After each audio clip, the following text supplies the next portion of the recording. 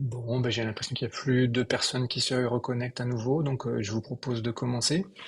Donc, l'objectif aujourd'hui, c'est de vous présenter avant tout déjà un bilan des expressions d'intérêt qu'on a reçues dans le PC Régie Adapt. De vous présenter ensuite comment est-ce qu'on a commencé à réfléchir à la structuration de ces expressions d'intérêt et en termes de grandes thématiques, comment on peut les structurer. Et donc là, aujourd'hui, on va se concentrer sur la première partie du projet qui se concentre sur la compréhension plutôt des phénomènes écologiques dans les phases de renouvellement, qui s'appelle maintenant, on a changé de terminologie, maintenant ça va s'appeler un work package et plus des tâches. Euh, voilà, donc juste une première slide juste de rappel de la structure générale du PEPR. Avec les 5 projets ciblés, dont Régie Adapté un des 5. Et juste aussi vous rappeler que l'action totale du PEPR, ça sera porté à la fois par les projets ciblés, mais aussi les appels d'offres ouverts. Euh, voilà. Donc je ne vais pas rentrer dans le détail de la structure du PEPR. Je pense que si vous êtes présent aujourd'hui, c'est que vous avez déjà suivi un petit peu ce qui se passait avant. Excusez-moi, mais j'admets les gens qui arrivent en même temps. Donc, juste sur la thématique globale du PC Régie Adapt, donc, vraiment l'objectif qu'on a choisi, c'est de se focaliser sur les phases de renouvellement, en considérant que c'était des phases qui allaient être clés pour l'adaptation des forêts au changement climatique futur, et c'est aussi des phases qui vont être fortement impactées par le changement climatique. Et c'est des phases où il me semble qu'il y a pas mal de manque de connaissances sur les processus écologiques qui sont en jeu, aussi sur la manière de gérer ces phases de renouvellement et enfin aussi des questions sur la gouvernance de cette phase de, de renouvellement. Je vais passer la, la main à Bruno pour continuer à présenter un peu la structure du projet. Merci Georges et bonjour à tous et à toutes. Donc oui, compte tenu des brèches de connaissances abordées par Georges, on a structuré le projet de la façon que vous voyez sur la diapositive. Donc 3 work packages. On présente ça rapidement, c'est pour nous localiser. Là, aujourd'hui, on va parler du WP1, donc sur l'écologie, mais il y a donc 2 autres WP sur la gestion, le deuxième, et la gouvernance, le troisième. Vous voyez sur la slide le nom des co-animateurs de ces WP. Donc, slide suivante. Voilà, donc un petit rappel de ce qui s'est passé jusqu'à maintenant. Nous avons organisé des webinaires de présentation du projet Régie Adapt fin septembre et début octobre. Un certain nombre d'entre vous étaient présents à ces webinaires. Nous avons lancé à ce moment un appel à expression d'intérêt que nous avons clôturé fin octobre. Nous avons reçu 45 expressions d'intérêt et nous avons commencé à trier, donc à organiser ces expressions d'intérêt. C'est ce que nous allons vous présenter aujourd'hui dans le cadre du WP1. Alors, ces expressions d'intérêt, comme vous pouvez le voir sur le petit diagramme de Venn, elles sont surtout sur le 1 et le 2, donc écologie et gestion, plus que sur la gouvernance. Et on peut également observer qu'il y a un certain nombre d'expressions d'intérêt qui sont à cheval. Alors ça, c'est comment les porteurs d'expressions d'intérêt se situaient par rapport aux 3 work packages. Ce n'est pas exactement comment ces expressions d'intérêt sont actuellement, parce qu'il y a eu déjà un travail de les réorienter, on va vous présenter ça. Mais un challenge, enfin un défi pour nous, c'était ces expressions d'intérêt qui sont un peu entre work packages. Donc, slide suivante. Aujourd'hui, ce qu'on va faire, c'est qu'on va vous présenter ces expressions d'intérêt qui ont été reçues, comment on propose de les structurer de façon cohérente en tâches. Et on aimerait, à partir de ces présentations, recevoir vos retours sur cette structuration, éventuellement des éclaircissements également sur les expressions d'intérêt. Donc, si vous êtes porteur d'expressions d'intérêt et que vous voulez compléter, n'hésitez pas. Et on va discuter également des prochaines étapes. Diapo suivante. Alors, Petit point important, en fait, c'est qu'on a déplacé des éléments par rapport à ce qui était dans le projet initial. Donc, par exemple, dans le projet initial, et puis également dans les expressions d'intérêt qui étaient à cheval entre Work Package, on avait par exemple de l'expérimentation dans le 1, de l'expérimentation dans le 2, et c'est-à-dire de l'expérimentation pour la gestion dans le 2 et l'expérimentation pour comprendre des processus écologiques dans le 1. Et puis, on avait donc des expressions d'intérêt qui proposaient de faire les deux. Donc, ce qu'on a décidé, c'est de mettre tout ce qui est expérimentation dans le 2. D'accord ? Ensuite, on avait des questions de mélange d'espèces qui étaient étudiées d'un point de vue écologique dans le 1 et d'un point de vue gestion dans le 2. Là encore, en fait, il y avait beaucoup de recoupements. Donc, on a décidé de mettre tout ça dans le 2. Ce qui veut dire qu'aujourd'hui, tout ce qui va toucher aux expérimentations et aux mélanges ne sera pas présenté de façon prioritaire. Par contre, si vous avez un intérêt pour ces deux thématiques, donc expérimentation ou mélange, merci de le dire maintenant en faisant une petite réaction quelconque. Je vous laisse choisir. Alors, dans les réactions sous Zoom, vous avez l'applaudissement, vous avez le pouce levé, etc. Donc, vous avez bien compris la question, c'est que tout ce qui est expérimentation et mélange est donc maintenant passé dans le 2. Comme aujourd'hui, on parle dans le 1, si vous voulez aborder ces thématiques, on les présente, c'est optionnel. Donc, lever, alors j'ai déjà vu deux mains, une petite main, une petite réaction. Alors, vous pouvez faire, il y a le petit cœur, il y a la fête. Donc là, j'en ai vu qu'un, deux. Vous dites, hein. Peut-être ce qu'on peut préciser aussi, Bruno, c'est que donc on va aussi discuter de ces thématiques-là demain. Donc si jamais vous êtes pas présent, si jamais vous pouvez pas être présent demain, mais on peut tout à fait discuter de ces points-là. Si jamais vous êtes présent demain, on pourra aussi en discuter demain. Donc Voilà, idéalement, c'est vrai qu'on pourra en parler qu'une fois, donc tout demain, puisqu'on a tout mis dans le WP2. Mais voilà, une fois encore, si jamais vraiment vous avez envie qu'on parle de gestion ou de mélange, dites-le encore. Là, je vous laisse encore quelques secondes. Par exemple, la personne qui a dit oui, est-ce qu'elle pourrait dire si c'est plutôt expérimentation ou mélange qui l'intéresse? J'ai vu une personne… Ah, c'était Myriam, ouais, c'est ça? Oui. C'était Je plutôt suis pas devant le bon expérimentation. écran. Ouais. Donc, je pense que c'est plus expérimentation Ok, avec tout ce qui est proposé par Nicolas en Guyane. Ouais, des ok. essais Bah, complets. du coup, on parle d'expérimentation, super. Et je vois dans le ok. chat Jordan qui dit envie de parler de mélange, mais demain sera suffisant. Donc, si Jordan est là demain pour parler de mélange. Donc, du coup, on garde Expérimentation. expérimentation. Ouais. Ok, super. Alors, il y avait aussi un autre point similaire sur un changement qui a été fait entre le 2 et le 3. Bon, je peux le mentionner rapidement, c'est que dans le WP2 sur la gestion, on avait des aspects impact de la gestion sur les services écosystémiques, ou NCP dans la terminologie IBES, et la biodiversité. Et en fait, pour équilibrer les WP, en fait, on a transféré ça dans la partie gouvernance qui s'intéresse aux aspects, disons, sociétaux. Donc, c'est pertinent de parler de services écosystémiques dans le WP3. Voilà, donc on posera la même question demain. Pour l'instant, ce n'est pas une question pour vous. OK. Je vois un autre commentaire. Alors, si on fait des expérimentations sur le mélange, ça c'est Hervé, d'accord. Mais c'est une blague. D'accord. Oui, d'accord. Et sinon, Thomas dit OK pour demain aussi. Très bien. Alors, on continue. Slide suivante. Voilà. Alors, du fait qu'il y avait un certain nombre de recoupements entre les WP, par exemple des expressions d'intérêt qui portaient sur plusieurs WP, et du fait qu'on a bougé certaines tâches dans un DVP plutôt que de les laisser dans deux, on a décidé de créer un WP0 de synergie, puisqu'en fait, il va falloir trouver des moyens de travailler ensemble. On aura des dispositifs, des terrains, des données, des approches en commun à plusieurs VP. Donc, on va créer ce WP0 qui va renforcer les interactions et créer des synergies entre ces trois éléments, 1, 2, 3, qui ne sont pas déconnectés. Voilà, diapo suivante. Donc, ce qu'il y aura en gros dans ce WP0, c'est une recherche de synergie conceptuelle et méthodologique. On va créer des espaces d'échange pour parler d'approche, de méthode, de modèle, dans l'idée de complémentarité ou d'harmonisation.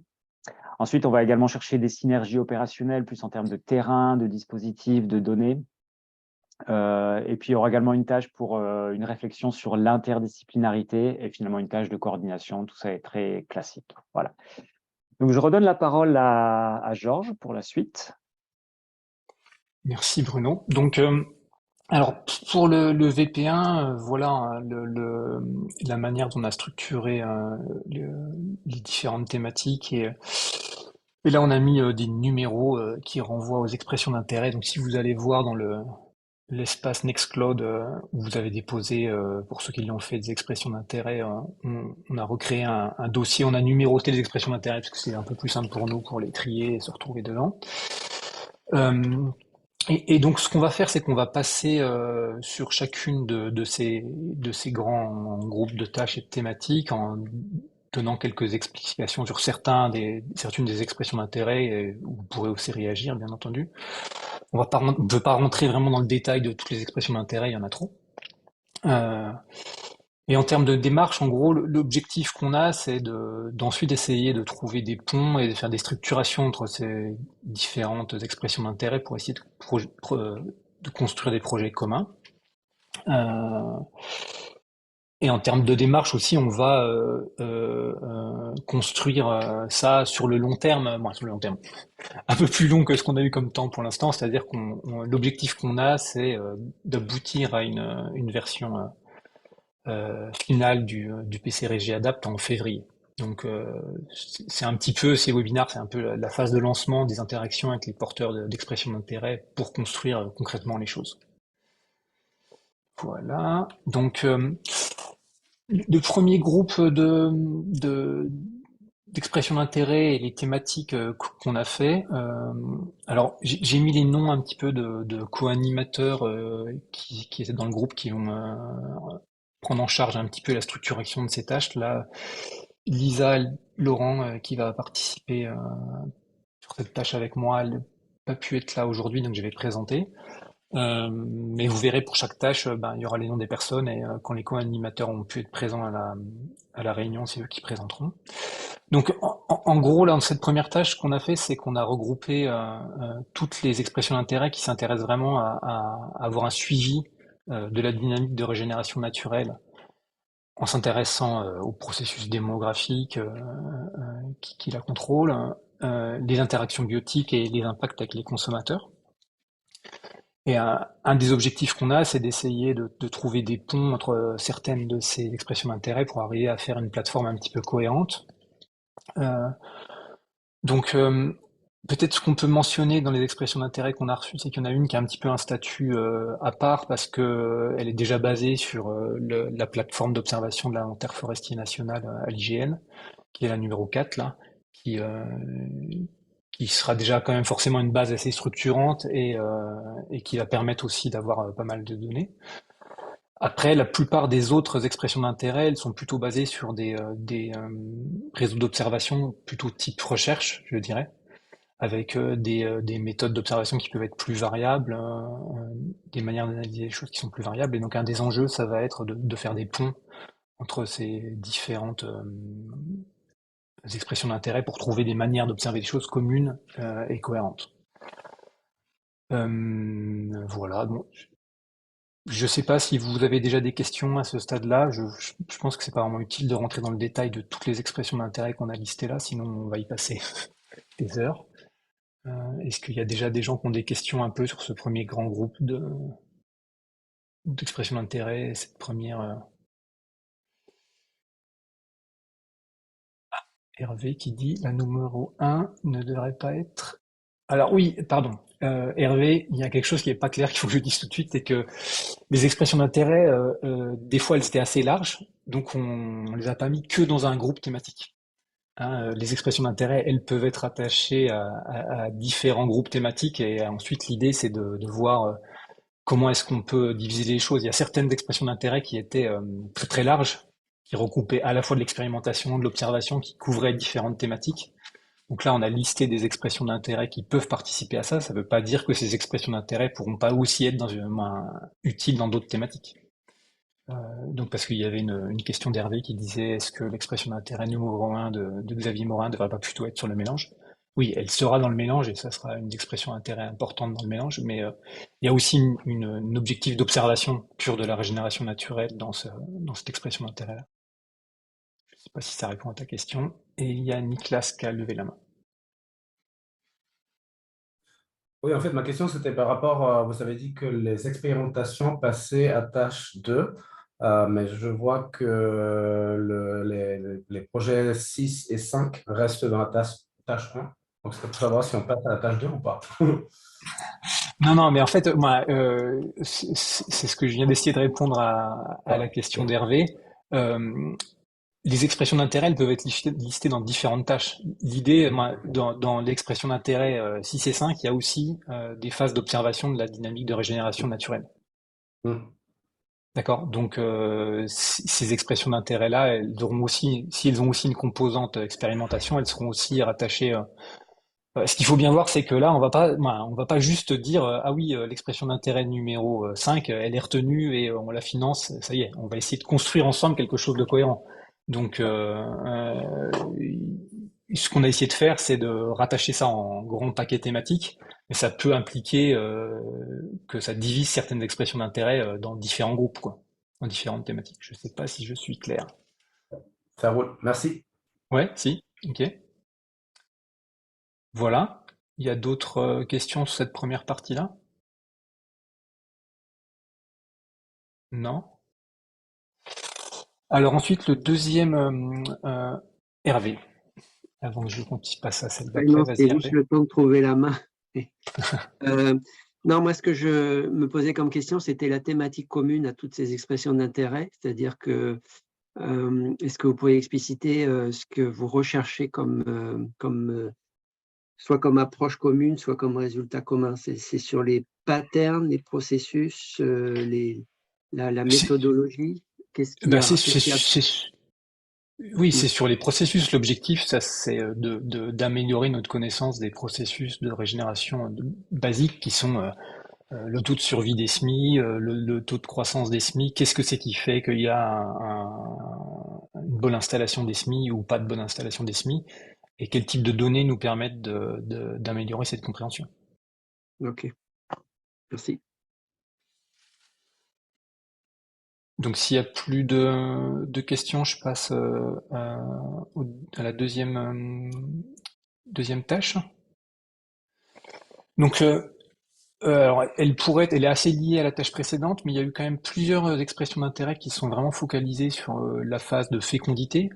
Je pense parce que c'est une phase du processus de renouvellement qui est quand même moins bien compris que tous les processus de croissance et probablement même que les processus de survie, même si ça se discute un petit peu. Et donc il y a eu plusieurs expressions d'intérêt qui étaient vraiment focalisées sur la fécondité, souvent avec des questions aussi d'impact, il y en a plusieurs avec des questions d'impact des consommateurs de graines, où souvent il y a des systèmes avec une dynamique de population des consommateurs qui est fortement liée aux dynamiques de masting des espèces d'arbres.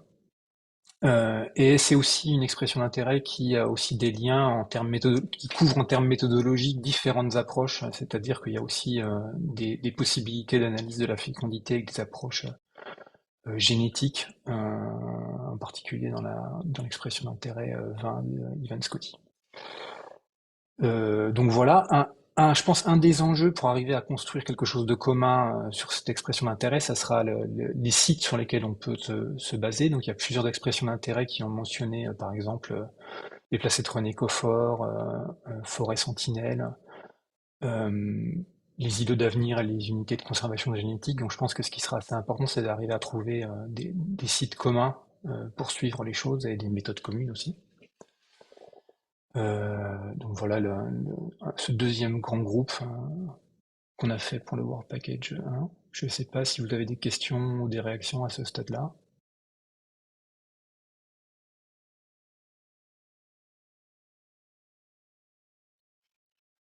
Hervé? Sans vouloir monopoliser les interventions. Non, je me posais juste la question de la logique de l'ordre. Est-ce que ça ne serait pas plus logique d'avoir la fécondité avant la survie. Enfin, c'est ridicule comme question parce qu'on s'en fiche un peu, mais juste pour la logique de la succession des phases, quoi. Ouais, je suis d'accord. C'est une question facile. Je veux bien des questions comme ça. Ok, d'accord, on changera ça, oui. Est-ce qu'il y a des questions plus difficiles ou... Non. Voilà, donc bon, bah, ça, je pense qu'il y a une cohérence assez forte dans ces expressions d'intérêt, donc il y aura pas mal de pistes pour construire des choses ensemble. Euh, Ensuite, bah, je vais laisser la parole à Julie pour présenter ce groupe-là d'expression d'intérêt. Ouais, donc bonjour à tous.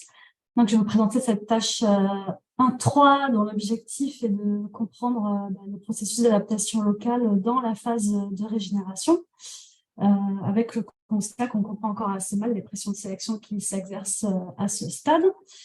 Et donc, sachant que le renouvellement forestier, sa composition génétique va aussi dépendre de la fécondité et de la fructification des peuplements. Ici, on a donc aussi listé des expressions d'intérêt qui s'intéressent à la diversité génétique et aux pressions de sélection qui s'exercent sur la fécondité. Donc, c'est par exemple le cas de l'expression d'intérêt 16 et de la 20. On en a d'autres qui vont s'intéresser vraiment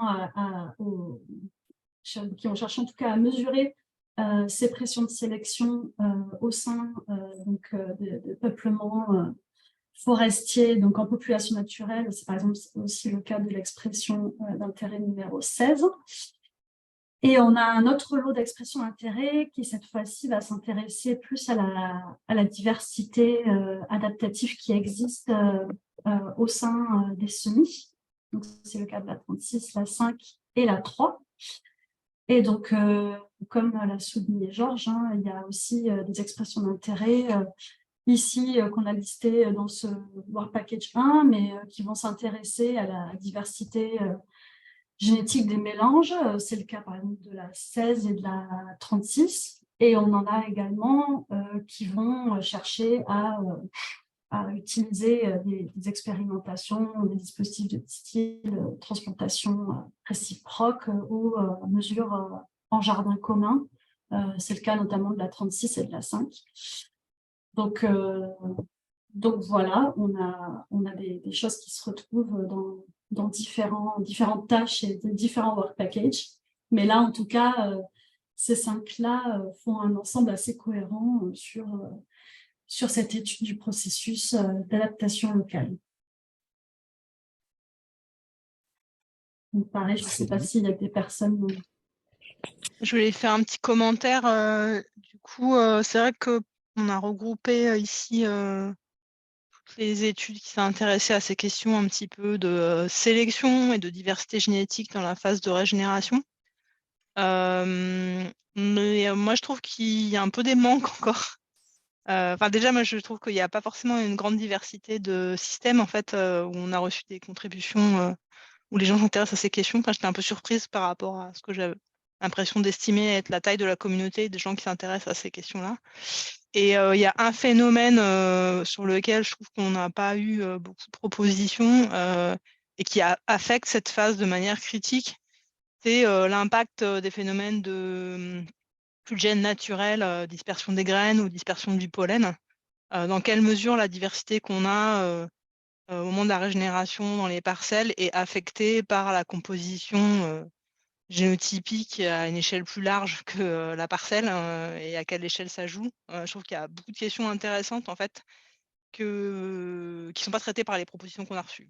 Donc voilà, c'était juste tant qu'on a à faire le bilan des propositions, moi personnellement je trouve qu'on a un petit peu peut-être à renforcer en fait certaines de ces approches-là dans le but de répondre à ces questions. Ok, et ce qu'on peut peut-être aussi juste rajouter, je vais donner la parole après à Lionel et Hervé, mais c'est que dans le Work Package 2, il y a aussi une tâche qui est focalisée aussi sur des questions d'adaptation, mais en lien avec les flux de gènes assistés et la migration assistée. Hein. Donc, on s'était un petit peu posé un moment la question de regrouper tout ça ensemble, mais on a décidé de garder ça séparé. Mais moi, je Donc, trouve je que sais. c'est bien que ça soit séparé, mais par contre, les flux gènes naturels, on n'a pas beaucoup Ah oui, oui, non, non, c'était pas d'input. c'était pas une réponse à ce point-là, oui, tout à fait. Voilà. Alors, je sais pas, peut-être que la réaction de Lionel est liée à ces questions de flux de gènes, ou Lionel, t'avais levé la main? Vous entendez bien? Oui? Oui, parfait. Si, alors une option avec l'inventaire, ça serait de venir passer après les équipes sur le terrain pour faire des relevés qui nous intéressent. Donc une option, ça serait sur les points d'inventaire où il y a de la régénération qui est marquée, d'aller récolter quelques feuilles et faire de la génétique dessus. C'est tout à fait possible si par exemple vous voyez sur tel contexte ou sur tel type d'essence, il n'y a pas beaucoup d'informations qui sont récoltées sur le dispositif que vous avez. On peut vous aider avec l'inventaire à repérer voilà, ces contextes qui manquent et aller derrière dessus faire des relevés spécifiques. Ça, c'est une option.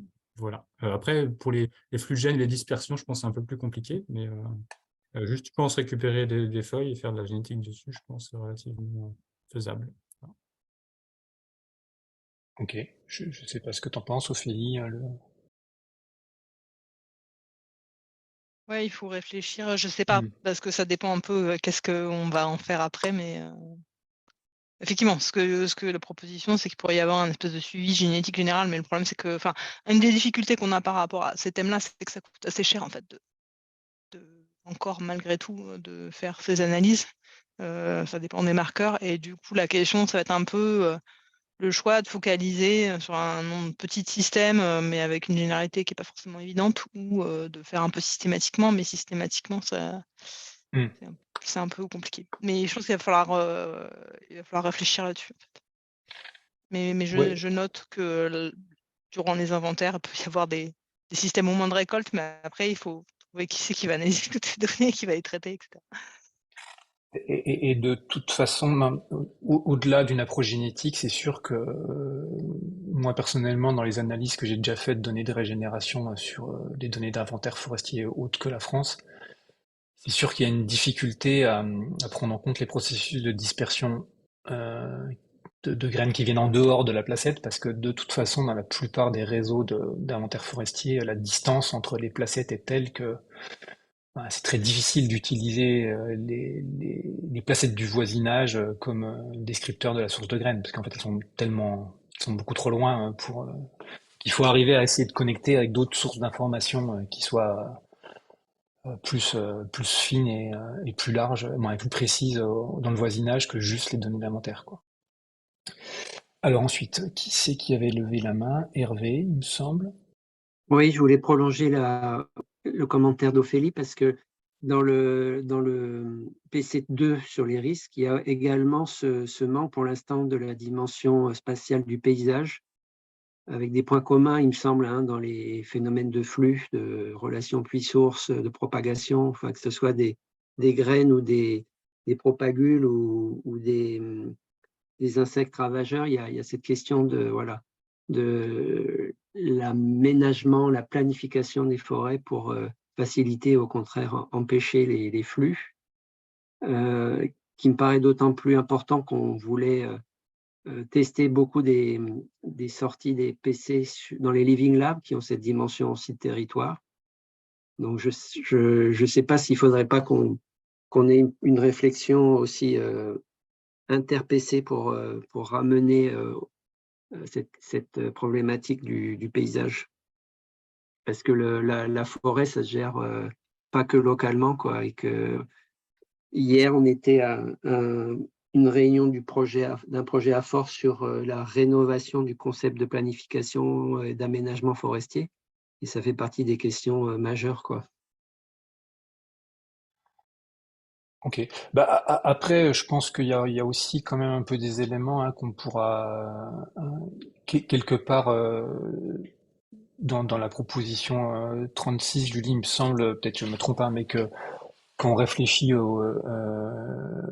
dans les flux de gènes, par exemple, d'hybridation avec d'autres espèces qui ont déjà été plantées autour, il y a bien cette question de distance aussi et de structuration du paysage qui entre.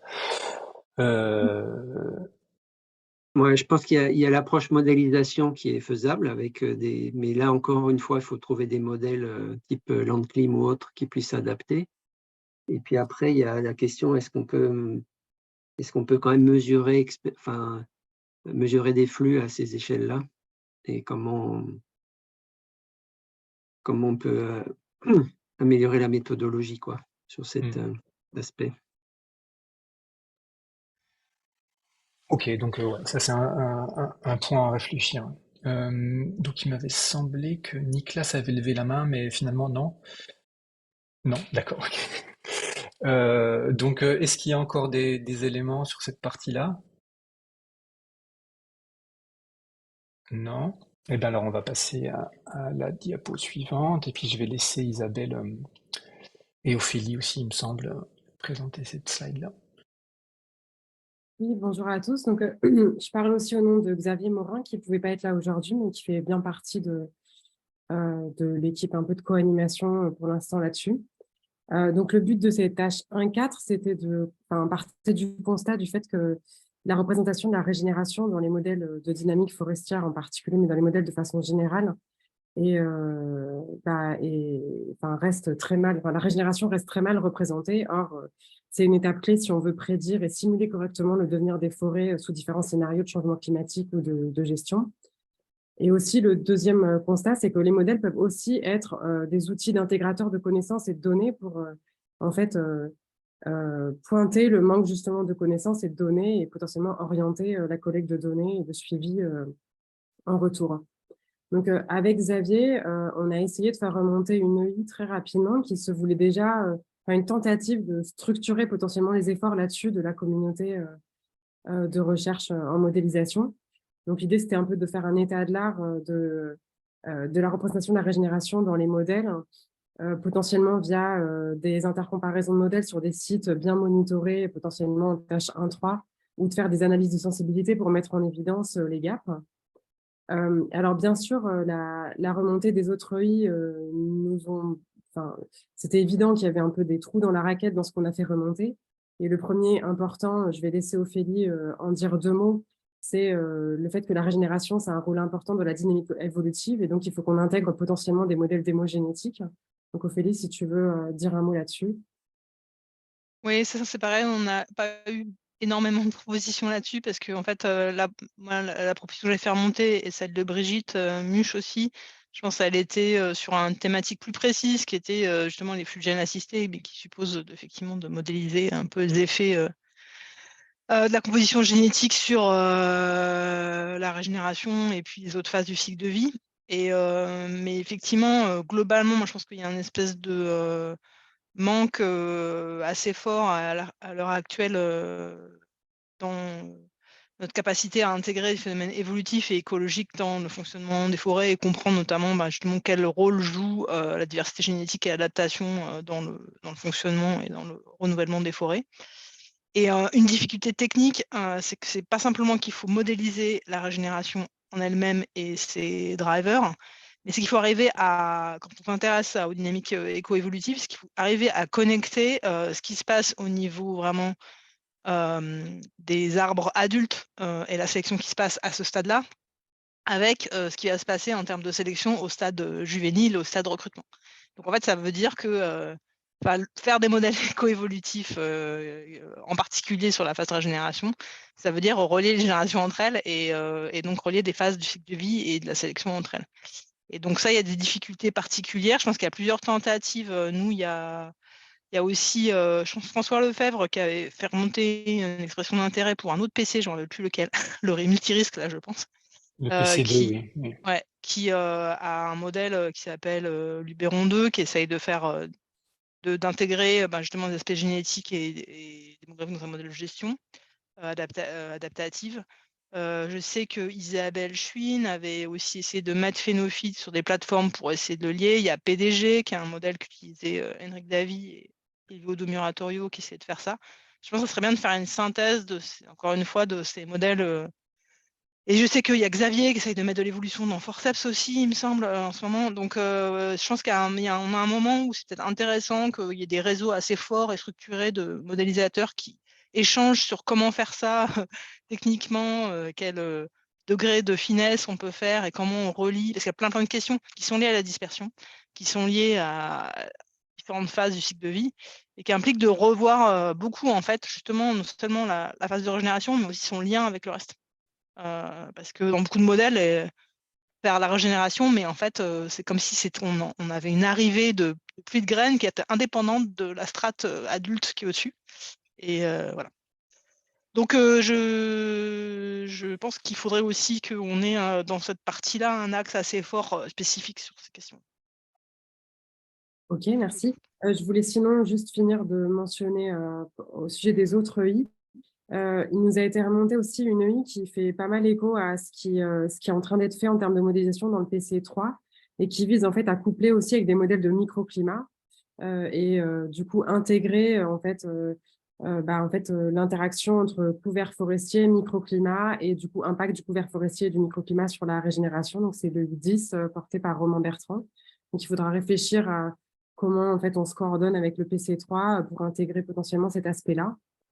Et ensuite, il y avait des EI qui étaient en fait un peu plus générales, pas forcément très focalisées sur la régénération. Donc, il faudra qu'on discute avec les porteurs. Je pense notamment à la 13 et à la 12, mais qui mettaient bien en évidence le fait que les modèles sont aussi utilisés comme intégrateurs de données et de connaissances pour pointer potentiellement des manques, des lacunes dans notre connaissance sur les processus en jeu. Mais voilà, on reviendra vers vous là-dessus. Et ensuite, les EI 24 et 14. Alors, la 24, vous la retrouverez dans le Work Package 3, si je ne me trompe pas. Mais du coup, c'est des EI potentiellement assez modèles spécifiques, mais qui peuvent être très facilement intégrés dans la structure qu'on a rapidement proposée pour structurer l'ensemble de ces actions. Et du coup, en dernière note, comme c'est mentionné en bas, la plupart de ces modèles ne couvrent bien évidemment pas que la phase régé, vu qu'actuellement, au contraire, c'est plutôt une boîte noire, la phase régé, mais bien tous les cycles de vie. Et que du coup, il y a potentiellement des interactions fortes sur cette tâche-là avec les PC2 et PC3, qu'il faudra qu'on réfléchisse à ça. Et que pour l'instant, on n'a pas vraiment vu dans ce qui nous a été remonté de modèles qui visaient à représenter la régénération dans des systèmes de plantation. Or, les processus potentiellement à bien simuler ne sont pas tout à fait les mêmes que ceux en régénération naturelle. Donc, il y avait peut-être une réflexion à avoir là-dessus pour comment intégrer ces systèmes-là dans cette tâche de modélisation. Voilà, j'espère que j'ai rien oublié. Georges, n'hésite pas à compléter ou Ophélie, vas-y. Vas-y, Ophélie. Ouais. Ouais, non, je vais peut-être répéter, mais en fait, je pense qu'il y a un enjeu par rapport à cette tâche-là aussi de relier effectivement ce développement de modèles à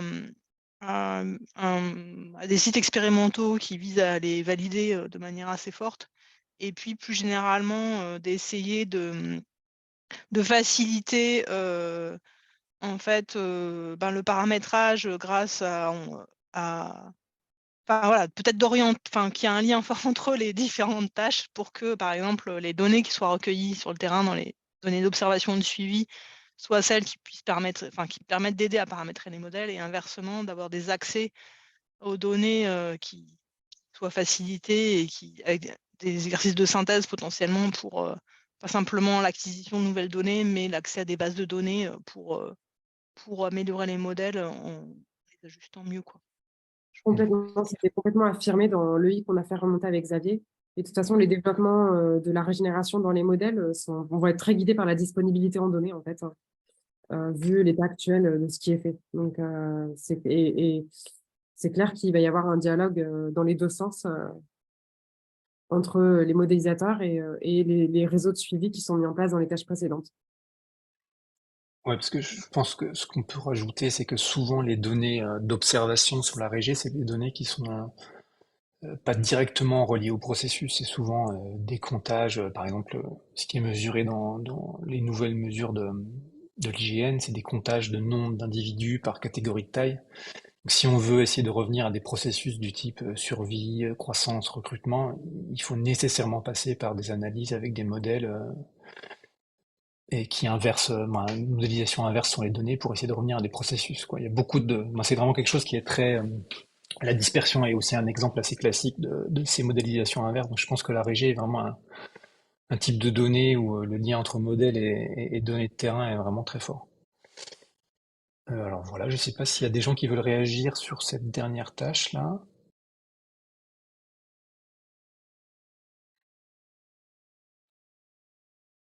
Hervé. Oui, on vient de l'évoquer. C'est tout ce work package est vraiment centré sur la régénération naturelle. Et donc, les processus de renouvellement par plantation, est-ce qu'ils seront pris en compte dans ce PC et à ce niveau-là, sachant qu'on pourrait se poser des questions sur la dérive, ou je ne sais pas comment on l'appelle, mais des corrélations négatives entre des objectifs de sélection sur la croissance, par exemple, versus des traits de survie, d'adaptation, etc. Donc, est-ce qu'il y a des expressions d'intérêt qui traitent de ces questions-là, c'est-à-dire de la façon dont l'amélioration génétique a permis ou au contraire empêché la capacité de résilience des plantations à ces phénomènes émergents de changement climatique, par exemple. Alors, Ce n'est pas du tout couvert, hein, du coup, la partie… alors, je n'ai pas Benjamin, peut-être, pour y répondre. Est-ce que je peux répondre Vas-y, Non, je peux Camille. répondre. Non, moi, c'est juste que je pense que les modèles, il va y en avoir aussi dans le WP2, en fait. Je pense que là, l'idée, la manière dont on a un peu découpé, mais peut-être, effectivement, par rapport aux sources de plantation, c'est pas si clair, c'est de dire il y a des aspects vraiment d'écrire les processus et les mécanismes et les rentrer dans les modèles. Et après, faire des scénarios de gestion, comprendre effectivement plein de compromis, parce que donc tu cites celui-là entre sélection pour la croissance et la survie, ou l'effet justement de mélange, ou l'effet de choix de provenance dans différents scénarios de changement climatique, etc. Pour moi, ça, c'était plutôt dans WP2.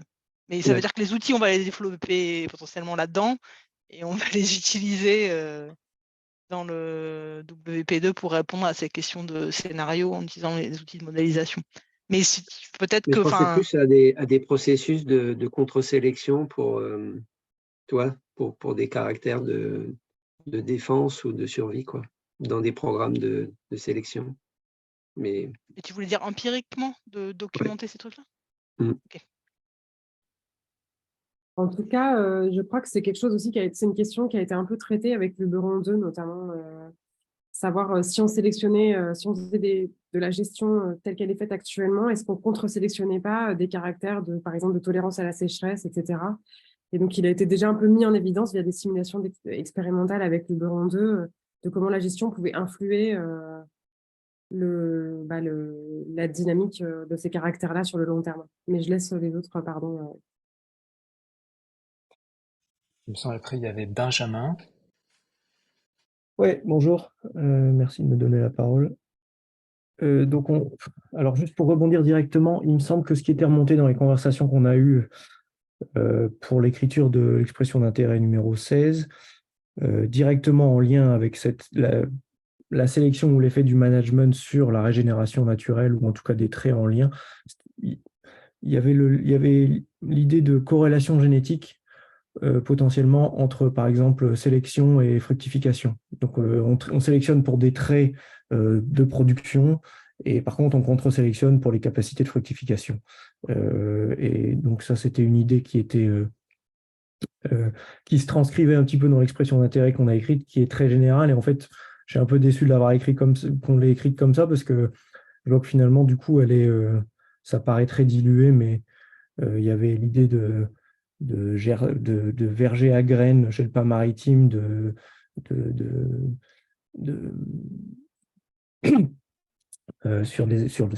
suite au programme de sélection, et du coup il y a des problèmes de fructification, et il y avait potentiellement une idée d'aller regarder un petit peu cette idée de corrélation génétique là. Et puis dans le fond aussi, j'avais un petit peu aussi introduit dans cette expression d'intérêt l'idée que les caractères phénotypiques des semenciers et génétiques devraient être mesurés pour pouvoir justement commencer à interroger ce lien entre corrélation génétique entre différents stades ontologiques, et donc faire le lien entre les générations, entre les adultes et les descendants aussi. Et finalement, la dernière chose que je voulais remonter, je ne sais pas, Martha n'est pas intervenue sur les aspects modélisation des jeunes stades. Et ça aussi, je pense que Martha s'est inclus dans l'expression d'intérêt. Et Martha travaille directement sur l'exploration des niches climatiques en lien avec la germination et le développement des jeunes plants en chambre de culture, avec l'idée de mettre à jour des modèles de distribution des espèces, quoi. Et donc, du coup, je pense que c'est pareil, c'est malheureusement, à cause de cette stratégie qu'on a eue, peut-être ça s'est un peu dilué dans l'expression d'intérêt et c'est pas très visible. Voilà. Oui, non, mais bon, après, oui, ici, on a quand même bien vu hein, le lien avec les approches de Martha. Donc, clairement, oui, les approches des modélisations de Martha, elles peuvent aussi tout à fait abonder à cette tâche-là. Hein. C'est pas, on n'a pas non plus listé de manière hyper vague, hyper vaste toutes les expressions d'intérêt. On a essayé d'associer les expressions d'intérêt à quelques tâches, des termes principales, quoi, à plusieurs parfois, mais sinon, on les aurait un peu toutes listées partout, quoi. Donc, ok. Alors ensuite, qui avait Jordan, il me semble. Oui, merci, bonjour tout le monde. Ouais, alors moi je voulais réagir en fait sur plusieurs choses. On a dit qu'on en parlait demain, mais je peux pas m'en empêcher de parler des mélanges. Mais par rapport à la remarque d'Hervé sur les plantations, je pense que oui, on en parlera un petit peu plus demain, mais notamment avec des expressions d'intérêt qu'on a proposées nous sur comment investiguer en expérimentation sur cette phase d'installation de mélange.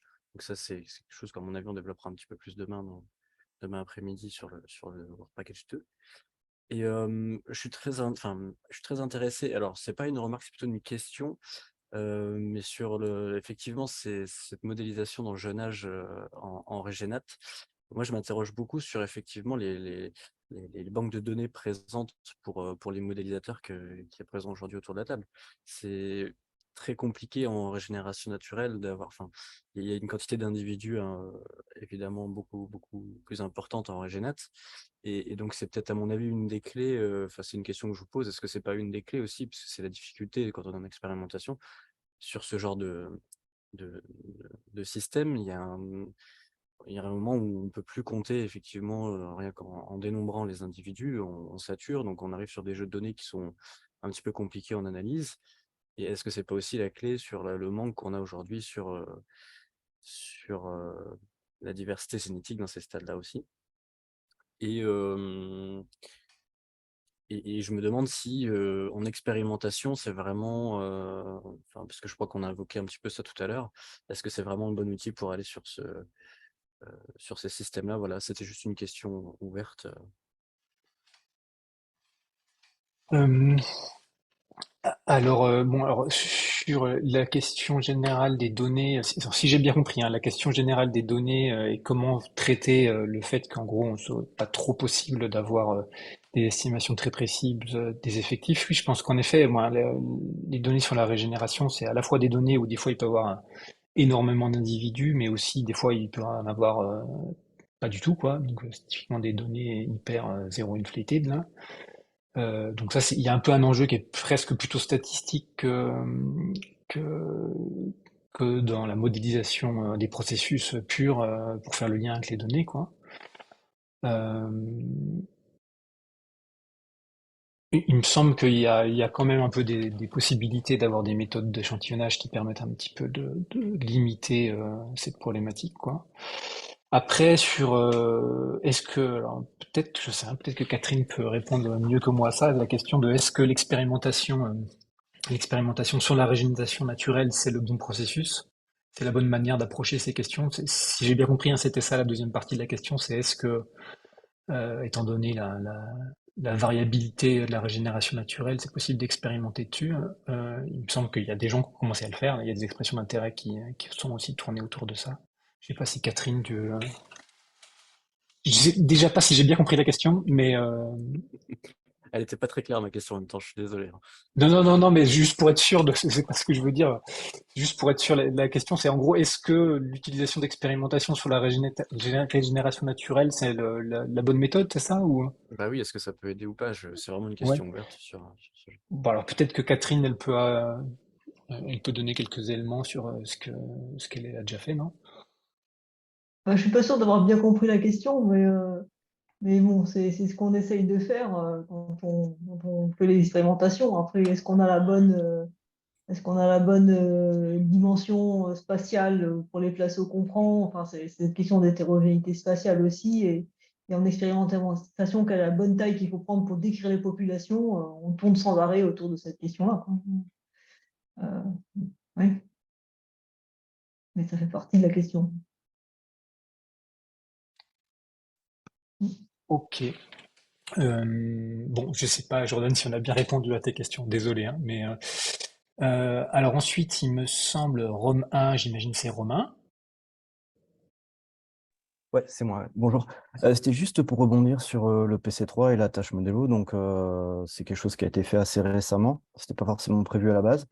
Isabelle en a un peu parlé. Et en fait, on va surtout s'intéresser au couplage de 3 types de modèles. Modèle de croissance, type Forceps par exemple, ou Troll.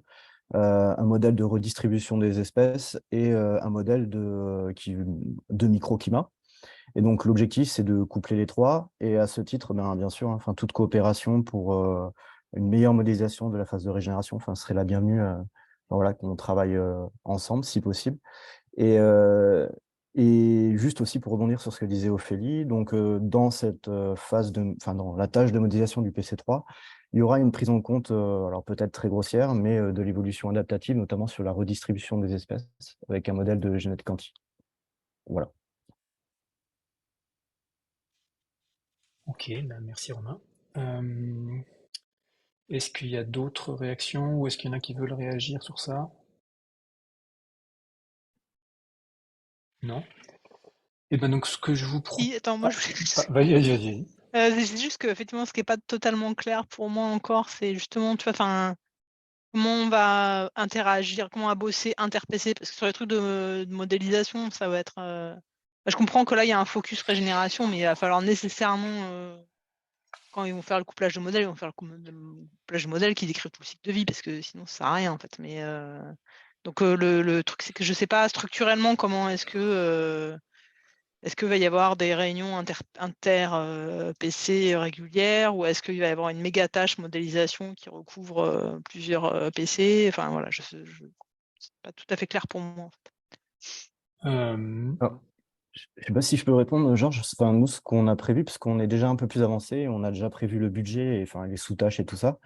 Et du coup, nous, on a prévu un budget assez substantiel de réunions. Et l'idée, en fait, c'était essayer d'inclure les personnes qui faisaient de la modélisation dans le WP1 et WP2. Enfin, dans le PC1 et le PC2, pardon. Ouais, donc moi je pense qu'en effet, il faudra construire quelque chose où il y a des échanges entre les PC, parce que dans le PC2, il y a aussi quand même beaucoup de tâches de modélisation, hein, avec aussi des tâches qui tournent autour de Forceps, Luberon 2. Donc il faudra faire des échanges. Je pense que de toute façon, ce qui a été réfléchi aussi par Isabelle et Xavier, il y avait aussi ces idées d'organiser des séminaires d'échange autour des modèles. Donc je pense que ça, c'est assez facilement faisable. Même si jamais, je veux dire, il y a des tâches structurées dans les PC, on peut facilement organiser des séminaires d'échange autour des modèles en mutualisant les moyens des PC, ça c'est pas trop compliqué. Donc c'est encore à construire, hein, je pense que c'est loin d'être tout clair, parce que tout se construit en même temps là, mais je pense qu'il y a des ponts à faire, et clairement sur le PC2, il y aura aussi des apports, des tâches de modélisation, justement sur les autres stades de vie. Parce qu'il y aura beaucoup de travaux plutôt sur, par exemple, capacité de survie des arbres face à différents risques. Donc il pourra y avoir des échanges de ce type-là. Il y aura aussi des échanges, à mon avis, sur plus les processus, c'est-à-dire qu'il y a quand même pas mal de tâches qui cherchent à coupler différents types de modèles avec des processus plus ou moins, une représentation plus ou moins détaillée des processus. Donc ça, certains processus sont un peu génériques à différents stades de vie. Donc s'il y a des avancées dans un PC sur le couplage avec, je sais pas, la phénologie, l'hydraulique, il peut avoir des ponts. Ça peut aussi apporter des éléments pour la phase régénération, quoi. Mais bah, globalement, pour répondre de manière plus générique aux commentaires d'Ophélie, oui, je pense que bon, c'est encore un peu flou, hein, mais c'est peut-être un peu une des premières fois qu'on essaye de construire des projets de recherche de manière différente dans le PEPR en partant depuis une phase de co-construction comme ça. Donc forcément, il y a des étapes qui sont floues, quoi. Je pense qu'il faut un peu l'accepter. Je sais. T'as encore la main levée, Romain, ou c'est une nouvelle main? T'as oublié de la redescendre ou ok. Donc il me semble qu'il y a plus de points. Ophélie, tu voulais rajouter quelque chose ou Isabelle? Non, c'est bon. Donc bah, ce que je vous propose, c'est on avait évoqué l'idée de surtout parler. Alors je me suis perdu là. C'est plutôt parler de la partie expérimentation, c'est ça? Bruno, je me souviens plus ce qu'on a dit. C'était plutôt la partie Ouais, expérimentation, c'est ça. expérimentation, ouais, je confirme. Ouais. Voilà. Donc ça c'est une tâche qui sera présentée demain plus en détail par Catherine, qui d'ailleurs, je suis désolé Catherine, voulait reprendre un petit peu cette slide, mais ça c'est la version sans les corrections de Catherine. Euh, donc je sais pas, tu veux que je présente Catherine ou tu veux le faire? Bah, je pensais qu'on le faisait demain. Bah, c'est juste qu'il y a des gens qui ont exprimé le fait que ils sont pas disponibles pour participer demain et ils sont intéressés par les questions d'expérimentation. Euh, donc bon, si tu veux, je peux juste dire quelques mots. Ouais, Donc vas-y. Moi, je... j'y vais alors, d'accord, ok. Donc il y avait en fait un ensemble d'expressions d'intérêt qui avait des composantes expérimentales, alors à différents niveaux, hein. Celle qui avait, je pense, la composante expérimentale la plus forte, c'était probablement l'expression 8 de Philippe Ballandier et la 18 de Bernard Prévosto. Euh, Avec sur ces deux premières expressions vraiment la motivation de tester différents facteurs de blocage de la régénération, naturelle ou par migration assistée, donc en particulier tout ce qui est interaction avec la végétation au sol, les impacts de l'abrutissement, les phases de blocage liées à la structure du sol. euh, voilà. Et ensuite, il y a d'autres expressions d'intérêt qui avaient des composantes expérimentales, donc peut-être qu'on les a pas toutes listées là, hein. Je vois qu'on n'a pas listé celles qui étaient en tropical. Il y a d'autres expressions d'intérêt en tropical qui avaient aussi souvenir, le numéro, la 5 aussi, il y avait aussi des phases expérimentales, mais qui n'étaient pas forcément centrales, et aussi une qui était très focalisée sur les questions de pain maritime et régénération de post-incendie, qui avait aussi une partie expérimentation. Voilà, et donc ce qu'on s'était dit, c'est plutôt que de séparer des expérimentations qui sont focalisées sur des questions de gestion et des expérimentations qui sont focalisées plus sur des questions de compréhension. Moi, à terme, en voyant les expressions d'intérêt, il nous semblait que c'était plus simple de tout mettre ensemble, parce que souvent la distinction entre est-ce que l'expérimentation elle est motivée par la gestion ou elle est motivée par la compréhension des facteurs de blocage, c'est assez ténu. Voilà. Une description rapide. Hervé, vas-y. Alors, une question qui est récurrente, que vous avez déjà probablement abordée, c'est le recouvrement ou la redondance avec le PC2 sur les risques. Parce que quand je vois les interactions biotiques sur la phase de régénération, on peut considérer aussi qu'il y a du multirisque associé à la phase juvénile. Donc, est-ce que vous avez arbitré que tout ce qui était juvénile, c'était dans le 1 et tout ce qui était arbre adulte, c'était dans le 2 finalement? Je sais pas si ça a été dit aussi, je sais pas si ça a été dit aussi explicitement, mais il me semble quand même qu'il y a quand même un focus plus fort assez fort dans le PC2 sur plutôt les stades adultes, hein. Donc dans la pratique, j'ai l'impression que c'est un peu ça. Il y a sûrement des processus sur tout ce qui est par exemple modélisation des pathogènes où c'est finalement assez générique, que ça soit adulte ou ou recrutement. Je sais pas, j'ai vu qu'il y avait Christophe qui participait. Je sais pas si lui, il a une vision un peu plus précise dans le PC2, mais il me semblait qu'il y avait quand même un focus un peu plus fort sur les stades adultes dans le PC2. Ouais. Oui, alors c'est difficile de partitionner la recherche, hein. Il y a tellement d'articulations. Là, tu posais la question, je ne sais pas si c'était pour tout le monde, mais au moins je l'ai reçu sur la modélisation. Donc c'est pareil, quoi. Il y a un peu de la modélisation partout. Il y a besoin de s'articuler. Il y a besoin d'animation scientifique aussi pour être présent sur les appels, la construction des appels à projets ouverts. Sur lequel, bon, on fait pas tout dans les projets ciblés, donc on va construire aussi pour le futur proche pour ces appels à projets, puisqu'on a la main sur l'écriture, hein, de ces appels à projets. Donc, même si vous trouvez que c'est imparfait, il y a plein d'endroits où on pourrait mieux faire, bon, c'est une première étape. Là, on consolide des projets ciblés. On essaie de faire le mieux possible. Mais effectivement, il y a des questions de recherche qui vont traverser l'ensemble des cycles par différentes approches, expérimentation, observation, modélisation, recherche participative, en interdisciplinaire sur des questions, des enjeux globaux. Donc bon, on n'apportera pas toutes les réponses dans les projets ciblés, quoi. Au moins, on va structurer déjà un premier niveau de structuration des dispositifs, des communautés, s'articuler le mieux possible. Et on a eu déjà deux séances de travail sur ce point-là.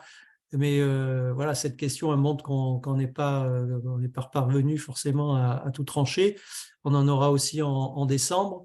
Et voilà, on continue à travailler tant que les projets ne sont pas envoyés à l'ANR pour être lancés, quoi. Voilà, donc je ne sais pas si les personnes qui étaient intéressées par la partie expérimentation veulent réagir. Il y a Nicolas qui lève la main. Oui, oui, non, c'est juste pour indiquer que le EI 5, il est à plein à cheval entre le 1.2 et le 2.4, là. Parce que vraiment, D'accord. c'est une orientation en transplantation réciproque, donc adaptation locale, mais aussi avec le but de tester la possibilité de faire une migration assistée en Guyane. Donc, c'est vraiment un cheval entre les deux. D'accord, mais et dans les expérimentations qui sont envisagées, il y a l'idée de tester aussi des facteurs qui déterminent l'installation ou c'est vraiment juste la capacité d'un. C'est en utilisant la variabilité qui existe déjà en Guyane au niveau de pluviométrie et type de sol pour voir, en fait, utiliser ça un peu comme comment dire, proxy de le changement climatique qui va arriver et comment les différentes populations qui pourraient être différentiellement adaptées vont réagir dans ces différentes conditions.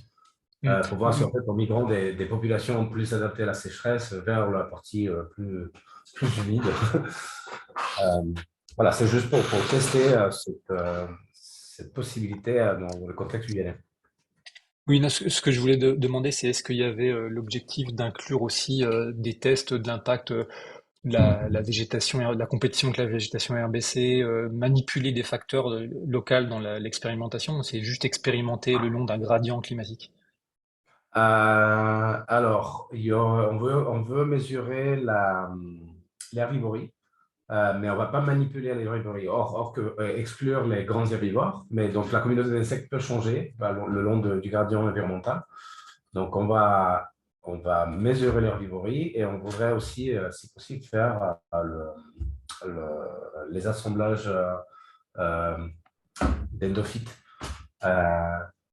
dans le futur, mais ça, c'est en collaboration avec Heidi. Mais bon. Ok, donc pas de la manipulation, mais plutôt de l'observation des facteurs sur l'expérimentation, quoi. Ok, d'accord. Merci. Alors, il y a Jordan qui a levé la main aussi. Ouais, merci. Oui, alors en fait, tout à l'heure, je me suis terriblement mal exprimé, hein, mais c'était par rapport à la génétique, ma question, mais enfin, peu importe, c'est pas grave. Mais sur cette question d'expérimentation, alors nous, dans l'expression d'intérêt qu'on avait proposée, alors c'est sur les mélanges, effectivement, mais je la vois pas ici et je suis un petit peu étonné, mais c'est peut-être parce que j'ai pas complètement compris la classification. Mais l'idée, in fine, c'est quand même d'avoir un groupe qui travaille sur le montage d'un réseau expérimental sur l'installation des mélanges. Du coup, c'est peut-être parce que c'est uniquement sur blocage de la régénération ici, c'est ça? Ou parce que je vois et gestion derrière, donc c'est ça la nuance. D'accord, ok.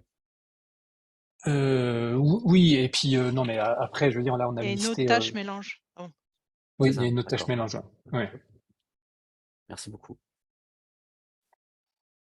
Ok. Donc, est-ce qu'il y a encore d'autres réactions ou non, c'est bon.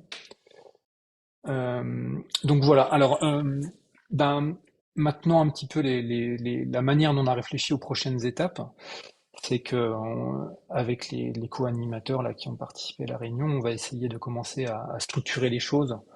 C'est-à-dire, on va essayer de contacter les personnes qui ont des porteurs d'expression d'intérêt pour voir comment est-ce qu'on peut mettre en réseau les choses, construire les choses. Il va bien falloir à un moment aussi rentrer dans le dur du budget derrière tout ça, parce que le budget n'est pas infini non plus. Euh, Commencer à réfléchir comment est-ce qu'on peut voilà, construire en commun les choses et on va se donner un petit peu plus de temps que ce qu'on a fait. Là, ça a été un petit peu à marche forcée à tout ce qu'on a fait. Donc là maintenant, février, ça nous laisse un petit peu plus de temps pour construire ça. Voilà. Et ensuite, il y aura aussi probablement des choix à faire, hein. Toutes les expressions d'intérêt pourront pas être forcément tout intégrées dans tout. Il y en a peut-être qui seront trop focalisées sur des questions trop spécifiques. Donc il faudra aussi qu'on voit ça de manière plus précise pour chacune des expressions d'intérêt. Et voilà, donc l'objectif qu'on se donne là, c'est d'interagir avec la communauté dans les prochaines semaines et prochains mois pour voir les ponts et comment est-ce qu'on peut consolider les choses euh, pour aboutir à un projet à soumettre à l'ANR en février. Voilà, il me semble que c'est à peu près les derniers éléments qu'on avait. Je ne sais pas s'il y a encore des réactions, si Bruno, tu veux rajouter quelque chose? Non, très bien. Donc voilà, donc c'était vraiment une première étape de bilan un petit peu de où on en est et des expressions d'intérêt qu'on a reçues. Euh, Lionel, tu as relevé la main. Oui, pour un départ en février, je me demandais par rapport aux autres projets ciblés qui vont sans doute partir un peu plus tôt, comment ça va s'articuler, s'ils commencent à partir sur certaines thématiques qui intéressent aussi ces projets ciblés. Enfin, est-ce que c'est quelque chose que vous avez réfléchi ou allez réfléchir? Oh, on a quand même pas mal de réunions d'échange où on voit, où on échange entre les avancées des autres projets ciblés. Donc, euh, je pense on va essayer même si on arrive après, déjà on a présenté, on a déjà présenté aux autres projets ciblés les expressions d'intérêt qu'on avait eues. Ils nous ont présenté l'avancée de la consolidation de leur jeu. Donc il y a quand même pas mal d'échanges. On va essayer de faire au mieux. Je pense pas que ça soit si problématique en fait, hein, parce que de toute façon, on va pas pouvoir tout faire avec les projets ciblés, donc il reste quand même pas mal d'espace pour tout le monde, hein. Voilà. Oui, juste Georges pour compléter, Vas-y, Arnaud. enfin, Ouais. lancement, c'est-à-dire qu'il faut finaliser, mais il faut savoir qu'après, il faut qu'il y ait une instruction par l'ANR, il y a des accords qui sont assignés pour chaque partenaire, donc ça va prendre du temps. Et donc, plus le temps passe, en fait, plus l'alignement se fait entre les PC. Et donc, le lancement des activités devrait à peu près s'opérer en même temps. L'exercice d'équilibrisme que font Georges et Bruno, mais comme ils le disent, en échange avec les autres, c'est dans la maturité, là, dans ces phases de démarrage de programmation. Mais globalement, la mise en œuvre des programmes devrait se faire quasiment, des projets devraient se faire quasiment simultanément. Il faut savoir qu'après, il y a quand même un travail de contractualisation qui va être un petit peu long. Donc ça, il faut l'intégrer aussi quand même. Et donc Arnaud, si je me trompe pas, ce que vous aviez en tête, c'était que les projets ciblés commencent réellement plutôt genre fin 2024, c'est ça? Non, non, ils vont commencer avant les projets ciblés. D'accord, On va contractualiser, on espère, fin du premier trimestre 2024. d'accord, Donc les 4 ou voire les 5, quoi. Donc, ok. mais il y a aucune pression, hein, et on n'est pas obligé de le faire tous en même temps. Donc ça, il faut qu'il s'adapte aussi de ce côté-là, quoi. Donc c'est Donc ça veut plutôt dire nous qui orchestrons le timing, le tempo. Faut se mettre peut-être comme on va dire élément jalon. Il va y avoir le lancement institutionnel et politique du PEPR février-mars, et ensuite lancement scientifique au printemps. Donc au printemps, ben, on aura lancé les projets ciblés. Ils seront, on espère, dans une phase d'administration d'accord, finale par l'ANR, et voilà, donc bien avant fin 2024. Fin 2024, par contre, c'est le lancement des appels à projets ouverts. d'accord. Ok. La seule chose que nous, on ne maîtrise pas, c'est la temporalité de contractualisation. Parce qu'en fait, on n'a pas vraiment de repères. Parce qu'il y a les premiers PEPR qui essuyaient les plâtres un petit peu, étaient les premiers. Donc, eux, il y a pu avoir des phases de contractualisation qui ont duré très longtemps. Voilà, c'est pour ça que je dis. Et nous, ce que l'on espère, c'est qu'effectivement, progressivement, normalement, les choses se rodent et les phases de contractualisation peuvent être assez accélérées. Parce que donc, pour chaque projet ne fera pas l'objet d'un accord de consortium. Mais il y a quand même la signature ce qui est l'équivalent, en fait, et qui nécessite des retours de la part des organismes et qui est une phase administrative qui peut être un peu longue. C'est pour ça que on n'a pas la temporalité exacte, que c'est difficile pour nous de vous dire exactement quelles sont les temporalités ensuite, même une fois que vous avez fini le travail, en quelque sorte. Mais l'avantage, c'est qu'on peut commencer à conduire la démarche de contractualisation le plus vite possible, quand une fois que, notamment, par exemple, l'ensemble des partenaires sont identifiés. Voilà. Ça nous permet de gagner du temps, puisqu'on va pouvoir commencer avec eux à travailler sur l'accord de partenariat. Et donc, voilà, c'est cette cinétique-là qu'on maîtrise que moyennement, mais qu'on espère, nous, achever avant l'été, très largement, au printemps, là, au moment où on va lancer, comme dit Christophe. Ok, d'accord. Eh ben, merci pour ces précisions, Arnaud et Christophe. Voilà, donc je ne sais pas s'il y a d'autres personnes qui veulent réagir ou il y a d'autres points à rajouter. Donc, pour la suite, demain, on va donc avoir aussi un autre webinaire, cette fois-ci plus focalisé sur le Work Package 2 et jeudi sur le Work Package 3. Eh bien, écoutez, merci à tous pour votre participation. Et puis, pour ceux qui seront présents demain, je vous dis à demain. Donc oui, un dernier rappel, on va mettre le replay du webinaire sur la chaîne YouTube du PEPR. Donc pour les personnes qui n'ont pas pu participer pour avoir les éléments. Et puis on mettra aussi les slides de la présentation sur le site du PEPR. Voilà. Et ben merci beaucoup à tous et